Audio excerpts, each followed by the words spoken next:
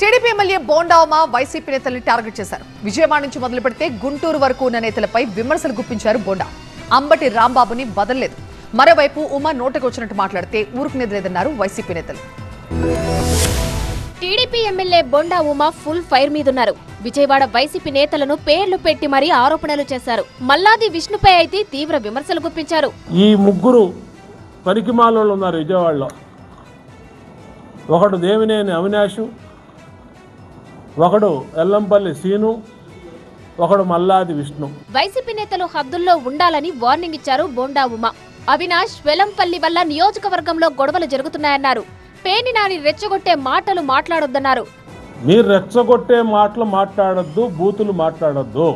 బూతులు మాడితే దానికి మీకు అర్థమయ్యే భాషలోనే సమాధానం చెప్తాను నేను. అంబటి రాంబాబు మీడియాలో హైలైట్ అవ్వడం కోసం తనను ఆలింగనం చేసుకున్నారన్నారు బోండా ఉమా. ఆయన ఎవరిని వేధించారో తనకు తెలుసన్నారు. నేను కూర్చుంటే నా పక్కన కూర్చొని నేను మొన్న ఓపెన్గా ఒక ప్రోగ్రాంకి వెళ్తే ఆడొచ్చి నా పక్కన కూర్చొని నన్ను కావలించుకొని ఆడ హైలైట్ అవ్వడం కోసం నన్ను ఏదో చేద్దాం అనుకుంటే నన్ను ఎవరు ఏం చేయలేరు. నేను ఉన్నట్టు సీక్రెట్గా ఇలాగా రూమ్లో మాట్లాడలా, ముసుగేసుకొని మాట్లాడలా, ఓపెన్గా మాట్లాడా. మరోవైపు బోండా ఉమపై తీవ్ర ఆగ్రహం వ్యక్తం చేశారు మాజీ మంత్రి వెల్లంపల్లి శ్రీనివాస్. బోండా వీధి రౌడీలా మాట్లాడుతున్నారని విమర్శించారు. బోండా ఉమా అతను ఎమ్మెల్యే కాదు, వీధి రౌడీ, వీధి గోండా.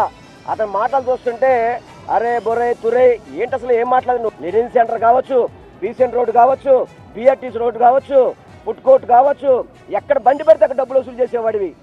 మరోవైపు వెల్లంపల్లి శ్రీనివాస్ కు లీగల్ నోటీసులు పంపారు బోండా ఉమా. గవర్నర్ పేట లెనిన్ సెంటర్లో వస్త్ర దుకాణ యజమానుల నుంచి డబ్బులు వసూలు చేశారన్న ఆరోపణలపై బహిరంగ క్షమాపణ చెప్పాలని డిమాండ్ చేశారు. లీగల్ నోటీసుకు స్పందించకపోతే క్రిమినల్ సివిల్ సూట్ ఫైల్ చేస్తామన్నారు బోండా ఉమా.